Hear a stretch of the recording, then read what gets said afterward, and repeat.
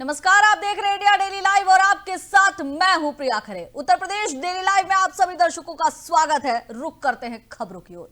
उत्तर प्रदेश के मुख्यमंत्री योगी आदित्यनाथ और लोकसभा स्पीकर ओम बिरला 68वें अखिल भारतीय पीठासीन अधिकारियों के सम्मेलन के समापन समारोह में शामिल हुए। मुख्यमंत्री योगी आदित्यनाथ ने अपने संबोधन में सदन की कार्रवाई में आए सकारात्मक बदलाव और लोकतांत्रिक मूल्यों की मजबूती पर चर्चा की। इस वर्ष सम्मेलन का मुख्य विषय सशक्त विधायिका समृद्ध राष्ट्र रहा। समापन समारोह से पहले सम्मेलन में विधायिकी प्रक्रियाओं के तकनीक के उपयोग, विधायकों की क्षमता निर्माण और जनता के प्रति जवाबदेही जैसे महत्वपूर्ण विषयों पर गहन चर्चा की गई। समारोह में राज्यसभा के उपसभापति हरिवंश, उत्तर प्रदेश के विधानसभा अध्यक्ष सतीश महाना और विधान परिषद के सभापति कुंवर मानवेंद्र सिंह सहित देश भर के विधानसभाओं के पीठासीन अधिकारी उपस्थित रहे। इस दौरान मुख्यमंत्री योगी आदित्यनाथ ने कई मुद्दों पर बातचीत की। लोकतंत्र की आधारभूत इकाई है हमारी विधायिका, और वास्तव में भारत के संविधान के संरक्षक के रूप में यह अपनी भूमिका का निर्वहन करते हुए देश के अंदर न केवल विधायी कार्यों के लिए एक रूपरेखा तैयार करती है, बल्कि समग्र विकास की भी कार्य योजना का एक महत्वपूर्ण मंच होता है। इस मंच का उपयोग कैसे होना है, कैसे करना है और उसके लक्ष्य क्या है,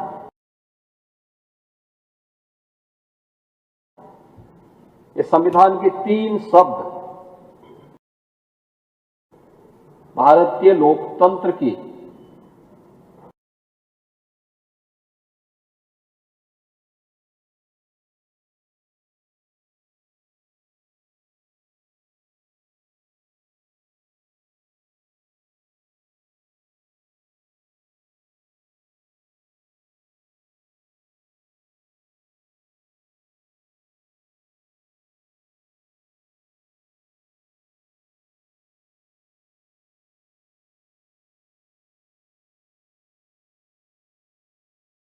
आत्मा के रूप में काम करते हैं।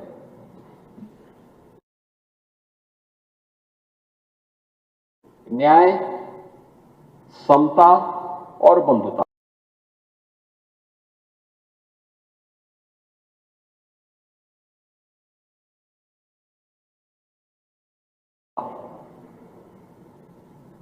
वास्तव में न्याय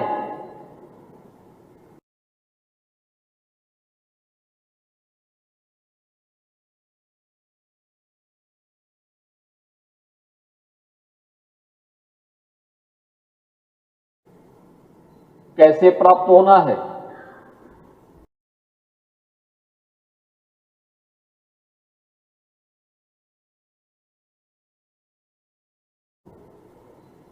यह इसी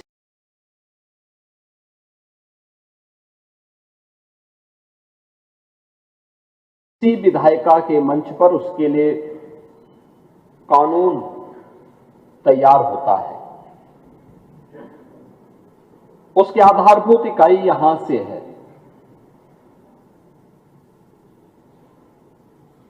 सरकार की योजनाएं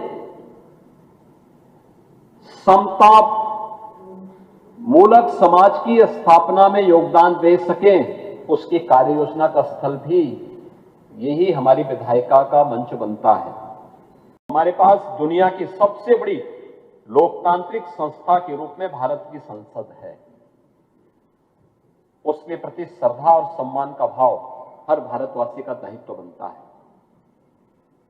दूसरा, भारत जिसके बारे में आदरणीय प्रधानमंत्री जी बार बार कहते हैं कि भारत दुनिया की लोकतंत्र की जननी भी है। हमारे यहां बताइए ना, त्रिस्तरीय पंचायत की व्यवस्था हमने बाद में लागू की, लेकिन गांवों में सरपंच की व्यवस्था और पंचीय की व्यवस्था ये प्राचीन काल से थी, यानी ट्रेडिशनल थी। हम लोगों ने उसको अपने जीवन का हिस्सा बनाया था। यानी हम लोग उन चीजों को लेकर के जिसके बारे में राष्ट्रपिता महात्मा गांधी कहते हैं, ग्राम स्वराज की परिकल्पना को साकार अगर किसी ने किया था, हमारे गांवों ने किया था। और गांव कहीं का भी, उत्तर हो, दक्षिण हो, पूरब हो, पश्चिम हो, देश के अंदर रूप, रंग, वेशभूषा, खान पान अलग अलग हो सकते हैं, लेकिन उत्तर से दक्षिण तक, पूरब से पश्चिम तक पूरा भारत एक भाव और एक भंगिमा के साथ टेक्नोलॉजी के इस युग में हम अपने आप को पीछे नहीं छोड़ सकते। यहां से जब सरकार के सामने आया कि ई विधान होना है, पार्लियामेंट का भी आग्रह था कि ई विधान होना है, हमने कहा इसमें देर नहीं करनी चाहिए, एकदम लागू करिए।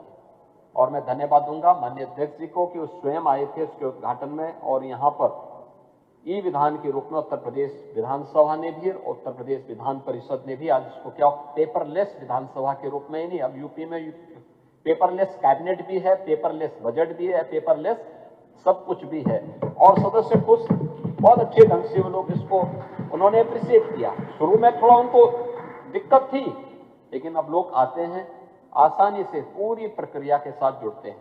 आप सोचो ना, कितनी हमने कागज की बचत की है, कितनी वनस्पतियों को हमने काटने से रोका है, प्रकृति का भी और पर्यावरण का भी संरक्षण किस रूप में किया है। ऐसे ही टेक्नोलॉजी से हमारा जनप्रतिनिधि भी अपडेट हो। उत्तर प्रदेश विधानसभा देश के अंदर से जुड़ी हुई उन ज्वलंत मुद्दों को लेकर के अपनी अनवरत चर्चा पर चर्चा को लगातार चलाती है। सस्टेनेबल डेवलपमेंट गोल्स पे भी यहां लगातार चर्चाएं हुई, लगातार 37-38 घंटे तक चर्चा होती रही, और फिर उसके गोल डिसाइड हुए। उस पे मंत्री मंडल के स्तर पर उसके लिए कमेटियां गठित हुई। सरकार को उसको एग्जीक्यूशन के लिए भी अलग अलग हमारे एडिशनल चीफ सेक्रेटरीज के स्तर पर भी कमेटियां गठित हैं जो लगातार उसे अचीव करने की दिशा में कार्य कर रहे हैं। 26 नवंबर संविधान दिवस पर भी हम मौलिक अधिकारों पर ही नहीं बल्कि अपने मूल कर्तव्यों पर भी चर्चा करें। यहां पे अनवरत चर्चा हमने विधानसभा के अंदर, विधान परिषद के अंदर इस चर्चा को भी एक अनवरत चर्चा का विषय बनाया था। उत्तर प्रदेश के मुख्यमंत्री योगी आदित्यनाथ ने राज्य स्थापना दिवस की तैयारियों को लेकर वरिष्ठ अधिकारियों के साथ एक महत्वपूर्ण बैठक की।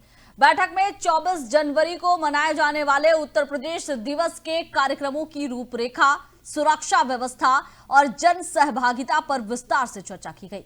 मुख्यमंत्री ने निर्देश दिया कि राज्य स्थापना दिवस के अवसर पर आयोजित होने वाले सभी कार्यक्रम भव्य, गरिमामयी और जनहित से जुड़े हों। उन्होंने कहा कि उत्तर प्रदेश की सांस्कृतिक विरासत, विकास यात्रा और उपलब्धियों को प्रभावी ढंग से प्रस्तुत किया जाए। बैठक में लखनऊ सहित प्रदेश के सभी जिलों में होने वाले कार्यक्रम की तैयारियों की समीक्षा की गई।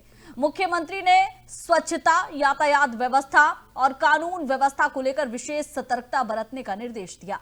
इसके साथ ही उन्होंने डिजिटल माध्यम और प्रदर्शनी के जरिए निवेश, पर्यटन और रोजगार से जुड़ी योजनाओं को आम जनता तक पहुंचाने पर जोर दिया।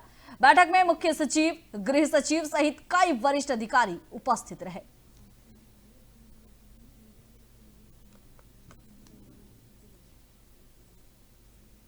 इलाहाबाद हाईकोर्ट ने मंगलवार की शाम बड़ा फेरबदल किया।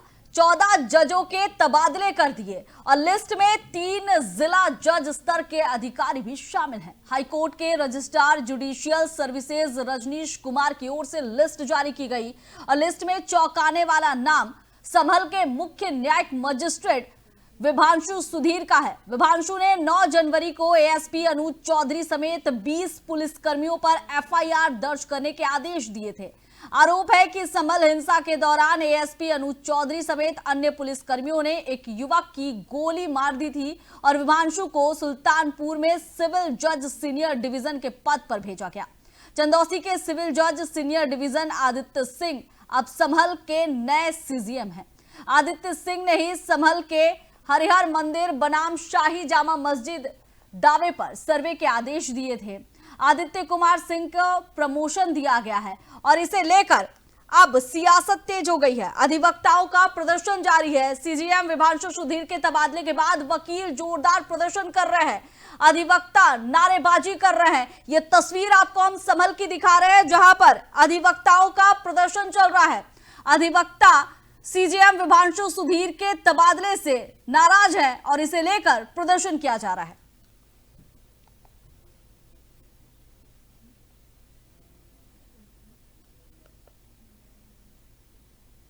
संभल में जामा मस्जिद और हरिहर मंदिर के बीच हुई हिंसा के मामले में बड़ी कार्रवाई सामने आई है। इस हिंसा का मास्टरमाइंड शारिक साठा है, जो भारत का सबसे बड़ा ऑटो लिफ्टर भी माना जा रहा है। जानकारी के अनुसार शारिक साठा में यह साजिश दुबई में उसने रची थी। न्यायालय ने शारिक की संपत्ति कुर्क करने का वारंट भी जारी कर दिया है। इसके बाद संभल में सुरक्षा के पुख्ता इंतजाम कर दिए गए हैं और सुबह से ही भारी पुलिस बल मौके पर तैनात है। प्रशासन और कानून व्यवस्था बनाए रखने वाले अधिकारी लगातार निगरानी कर रहे हैं। ये कार्रवाई उन लोगों के लिए चेतावनी है जो कानून को चुनौती देने की कोशिश करते हैं।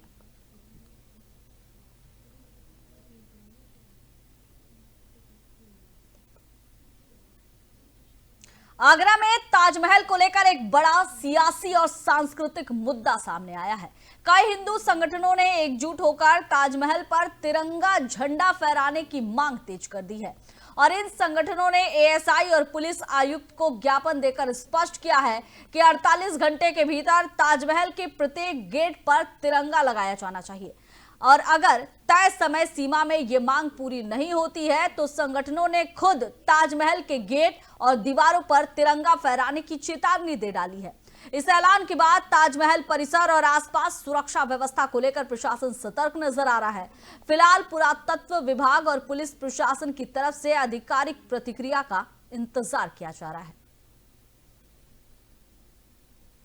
आज राष्ट्रीय हिंदू परिषद भारत के महिला मोर्चा और हमारे कार्यकर्ताओं ने, राष्ट्रीय हिंदू परिषद भारत ने आज ताजमहल पे, जो हमारा तेजो महल है, जो उग्रवादी आया उसने तोड़ के ताजमहल कर दिया, लेकिन हमारी निगाह पड़ी तीनों गेट खाली पड़े हुए हैं। जब सब जगह तिरंगा लगे हुए हैं, सभी स्मारकों पे तिरंगा लगे हुए हैं, क्या इन्होंने ताजमहल को क्या गिरवी रख दिया है क्या सरकार ने?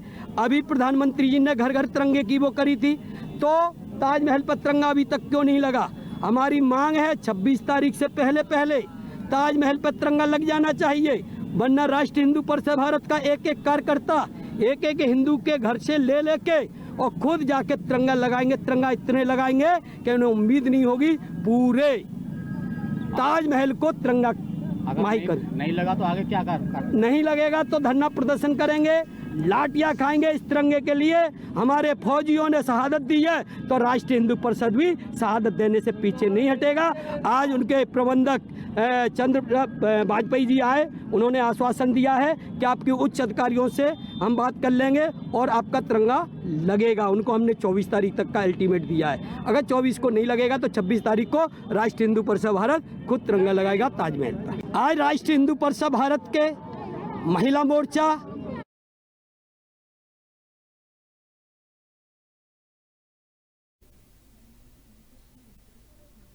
बुलंदशहर रोड पर एक बुग्गी भैंस दौड़ के दौरान हड़कंप मच गया। सिकंदराबाद गलावटी रोड पर बुग्गी भैंस दौड़ रोकने को लेकर विवाद इतना बढ़ा कि सड़क पर पथराव और फायरिंग जैसी घटनाएं सामने आई। घटना में कई लोग घायल हुए हैं और इलाके में दहशत का माहौल है। स्थानीय लोगों ने इस पूरी घटना को मोबाइल में कैद किया है और इसमें साफ दिख रहा है कि दबंगों ने सरेआम आधा दर्जन राउंड फायरिंग की। ग्रामीणों ने मौके पर 2 आरोपियों को पकड़कर पुलिस के हवाले कर दिया। पुलिस ने इस मामले में 4 नामजद सहित कुल 17 लोगों के खिलाफ एफआईआर दर्ज की है। घटना बुलंदशहर के थाना गलावटी क्षेत्र के गांव करली की है और फिलहाल पुलिस मामले की तफ्तीश में जुटी है। थाना गलावटी क्षेत्र के ग्राम कुरली में 2 पक्षों के बीच विवाद के क्रम में एक पक्ष द्वारा जो है दूसरे पक्ष पे झगड़ा किया गया और उससे मारपीट की गई और फायरिंग भी की गई। इस संबंध में तहरीर प्राप्त कर बलवा और हत्या के प्रयास के संबंध में बीएनएस की सुसंगत धाराओं में मुकदमा पंजीकृत कराया गया है टोटल 4 नामजद और 13 अज्ञात के विरुद्ध मुकदमा पंजीकृत है। आरोपियों की गिरफ्तारी हेतु पुलिस द्वारा टीम बनाकर दबिशें दी जा रही हैं। शीघ्र ही इसमें आगे की विधिक कार्रवाई की जाएगी। थाना गुलावटी क्षेत्र के ग्राम कुरली में दो पक्षों के बीच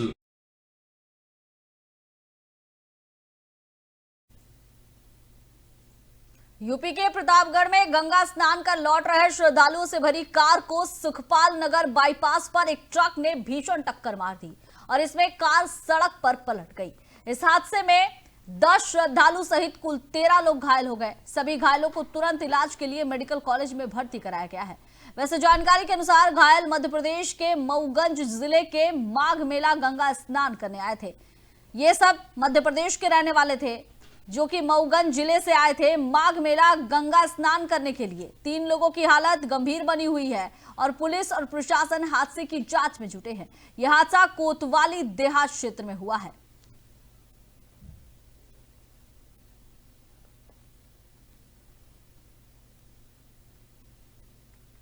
लाइलाज बीमारी एड्स के प्रतापगढ़ जिला जेल पहुंचने से हड़कंप मच गया। बिल्कुल आप सही सुन रहे हैं। 2 दिन पहले जेल भेजे गए 13 किन्नरों में से करीबन 7 किन्नर प्रारंभिक जांच में HIV पॉजिटिव पाए गए। सभी का ब्लड सैंपल जांच के लिए भेजा गया है। जानकारी होते ही जेल में हड़कंप की स्थिति बन गई। पॉजिटिव किन्नरों का इलाज शुरू किया गया। नगर कोतवाली के अचलपुर में रविवार को किन्नर के 2 गुट मिसबा और अंजलि के बीच मारपीट को लेकर दिन भर हंगामा हुआ था। शाम को फिर दोनों गुट टकराए तो एसआई प्रशांत दुबे ने दोनों गुट पर अपनी ओर से एफआईआर दर्ज कर शाम को 13 किन्नरों को जेल भेज दिया। एक साथ जेल पहुंचने पर दोनों गुटों में टकराव की फिर स्थिति बन गई। पहली बार जेल पहुंचे किन्नरों को किस बैरक में रखा जाए, इसके लिए जेल प्रशासन अलग अलग इंतजाम करने लगा। जेल पहुंचे आरोपी वास्तव में किन्नर है या नहीं, इसकी भी जांच के लिए डॉक्टर को बुलाया गया तो उसमें एक पुरुष निकला। बाद में सभी को HIV जांच कराई गई तो 7 किन्नर पॉजिटिव निकले। प्रारंभिक रिपोर्ट पॉजिटिव होने पर सभी का ब्लड सैंपल जांच के लिए भेजा गया और इसकी जानकारी होते ही जेल में हड़कंप मच गया। जेल पहुंचते ही 13 किन्नरों में 7 के HIV पॉजिटिव होने पर जेल प्रशासन भी सतर्क हो गया। मंगलवार को किन्नरों से मुलाकात करने पहुंचे लोगों को भी उनसे सावधानी बरतने के साथ ही जांच कराने की भी सलाह दी गई।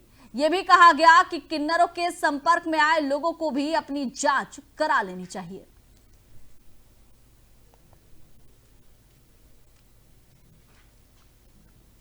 लखीमपुर खीरी जिले के दक्षिण निघासन वन रेंज क्षेत्र के सिसैया क्रेशर के पास रामरेश यादव के घर में एक जहरीला रसेल वाइपर सांप निकलने से अफरा तफरी मच गई। वन विभाग की टीम सांप को सुरक्षित रेस्क्यू कर आदिलाबाद के जंगल में छोड़ दिया और इस पर घर के सदस्यों ने बताया कि घर में अचानक ही एक जहरीला सांप देखा। रसेल वाइपर सांप को देखा गया जिससे वे डर गए और आसपास के लोगों भी मौके पर जमा होने लगे। इस घटना से मौके पर हड़कंप का माहौल बन गया। स्थानीय लोगों ने तुरंत दक्षिण निघासन लुथौरी वन रेंज कार्यालय को सूचना दी। सूचना मिलते ही वन विभाग की टीम मौके पर पहुंची और सावधानी पूर्वक बचाव अभियान शुरू किया गया। लगभग 20 मिनट की मशक्कत के बाद वन विभाग की टीम ने जहरीले सांप को सुरक्षित पकड़ लिया।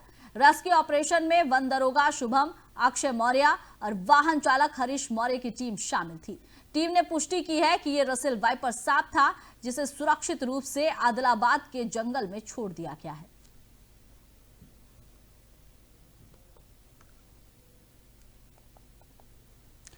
चंदौली में इस वक्त एक सनसनीखेज मामला सामने आया है, जहां बीच सड़क पर मन बढ़ो का तांडव देखने को मिला। दबंगों की दबंगई का यह वीडियो सोशल मीडिया पर तेजी से वायरल हो रहा है। वायरल वीडियो में आप साफ देख सकते हैं कि किस तरह दर्जन भर मनबढ़ एक युवक पर लाठी डंडे से हमला कर रहे हैं। सरेआम हो रही इस बेरहमी को देखकर सड़क पर मौजूद लोग सहम गए और कोई भी बीच बचाव की हिम्मत तक नहीं जुटा पाया। हमले में युवक गंभीर रूप से घायल हो गया, जिसे परिजन आनंद फानन में सरकारी अस्पताल लेकर पहुंचे। हालत नाजुक देखकर डॉक्टरों ने घायल युवक को जिला अस्पताल रेफर कर दिया। बताया जा रहा है कि हमला 2 पक्षों के बीच पुराने विवाद को लेकर हुआ। वायरल वीडियो साहबगंज थाना क्षेत्र के किराए गांव का बताया जा रहा है। मामले को लेकर पुलिस का कहना है कि वायरल वीडियो की जांच की जा रही है और दोषियों की पहचान कर कड़ी कार्रवाई की जाएगी। फिलहाल चंदौली में इस घटना के बाद इलाके में दहशत का माहौल देखा जा रहा है।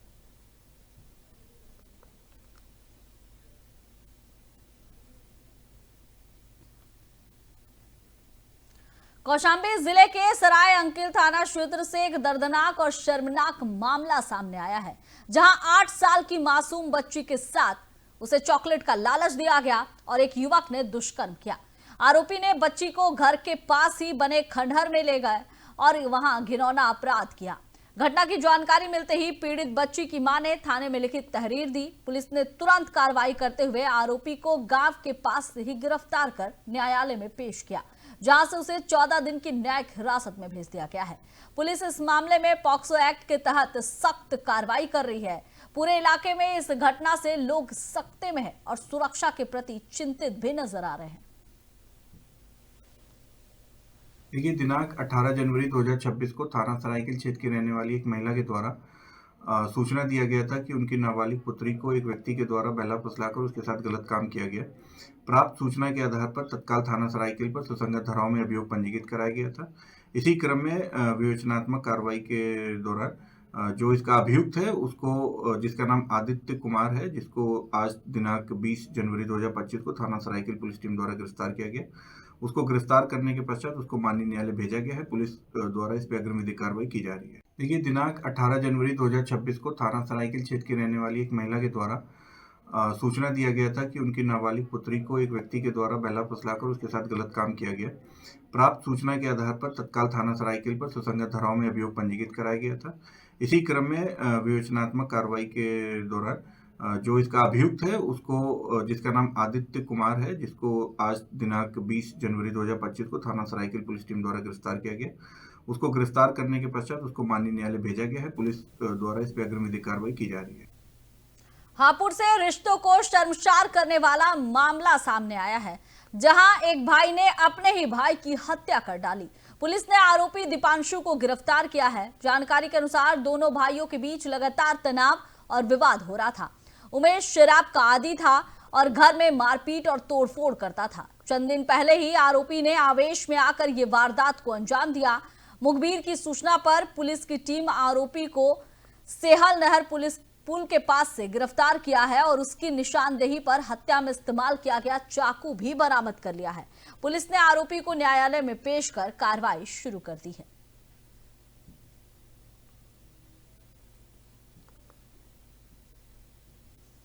जालौन जिले में जन चौपाल के दौरान एक मार्मिक और प्रेरक घटना सामने आई।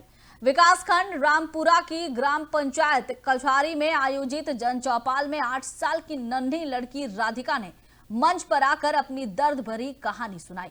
उसने बताया कि उसकी मां का निधन हो चुका है और पिता ने उसे छोड़ दिया है, लेकिन उसके सपने बड़े हैं। वो पढ़ लिख कर एक अफसर बनना चाहती है। राधिका की इस हिम्मत ने डीएम राजेश कुमार पांडे और एसपी डॉक्टर दुर्गेश कुमार को भावुक कर दिया। उन्होंने राधिका को मंच पर अपने पास बिठाया और सार्वजनिक रूप से घोषणा की कि जिला प्रशासन उसकी पूरी शिक्षा और आवश्यक खर्चों की जिम्मेदारी उठाएगा। इसके साथ ही राधिका को सभी सरकारी योजनाओं का लाभ दिलाने और गांव में बुनियादी सुविधाओं के सुधार के आदेश दिए गए हैं। डीएम और एसपी ने गांव का पैदल निरीक्षण कर खेल मैदान, तालाब, सौंदर्यीकरण, पाथवे और निर्माण, साथ ही वृक्षारोपण जैसी योजनाओं का जमीनी सत्यापन किया। यह घटना सुशासन और संवेदनशील प्रशासन की एक जीवंत मिसाल बन गई है, जिसने दिखाया कि जब अधिकारी जनता से सीधे जुड़ते हैं तो नीतियां कागज पर नहीं बल्कि असली जीवन पर भी असर दिखाती है।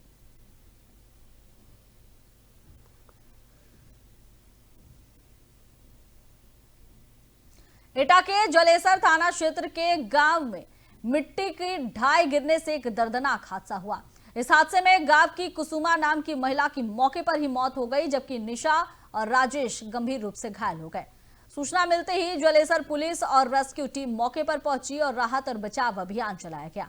घायलों को तुरंत अस्पताल भेजा गया, जबकि मृतकों के शव को कब्जे में लेकर पोस्टमार्टम के लिए भेज दिया। यह घटना पूरे गांव में शोक और डर का माहौल पैदा कर दी है। अधिकारियों ने हादसे की जांच शुरू कर दी है और कहा है कि आगे सुरक्षा इंतजाम को लेकर आवश्यक कदम उठाए जाएंगे।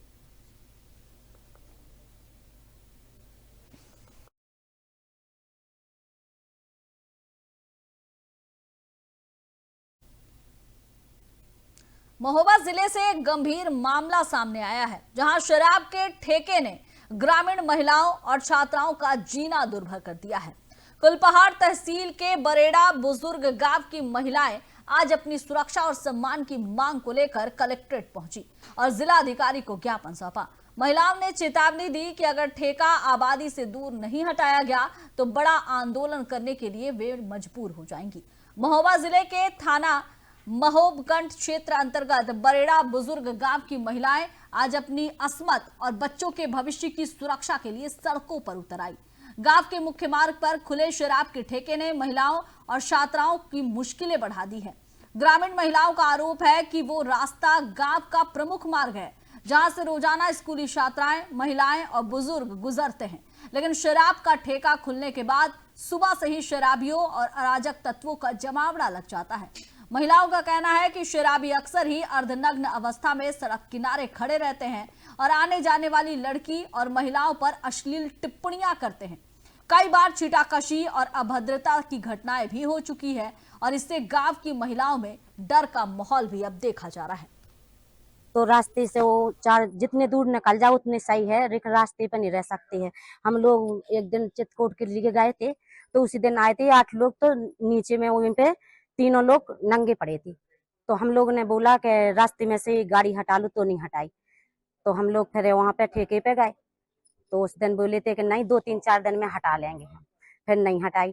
अब हमारे बच्चे हैं, तो बच्चे रास्ते से पढ़ने जाते तो परेशान होते हैं। हमारी जे आगे परीक्षा आ गई, लड़की सारी घर पे बैठी, तो हम क्या करें। समस्या है वो शराब का जो ठेका है वो रास्ते में है, निकलने में वो समस्या। लेडीजें निकलती हैं, बच्चे निकलते हैं, लड़कियां निकलती हैं, स्कूल वाले सब निकलते हैं, तो वहाँ शराब पी के लोग ड्रामा करते हैं, गाली गलौज करेंगे, अशब्द भाषा का प्रयोग करते हैं, तमाम बातें हैं। निकलने में समस्या हो रही है। हम लोग ये चाहते हैं कि रास्ता से छोड़ दे, थोड़ी अंदर 100 मीटर 50 मीटर थोड़ा अंदर हो जाए। बस बंधन से तो कोई समस्या, बंद तो ठीक है, लेकिन थोड़ी रास्ता बस छोड़ दे, क्योंकि बच्चों को निकलने में समस्या हो रही। लेडीज जाती मेन रास्ता पड़ गई बाजार जाने की, तो ये सब समस्याएं हैं। कई पता नहीं लड़ गए तो साले नंगे खड़े, ऐसे खड़े, कपड़ों के खड़े, तो अब लेडीज कैसे निकलेंगे बताओ। समस्या तो है ही। 2-3 बार ज्ञापन दे चुके हैं, फिर से आए हैं। तो फिलहाल इस बुलेटिन में बस इतना ही। आप देखते रहिए इंडिया डेली लाइव। नमस्कार।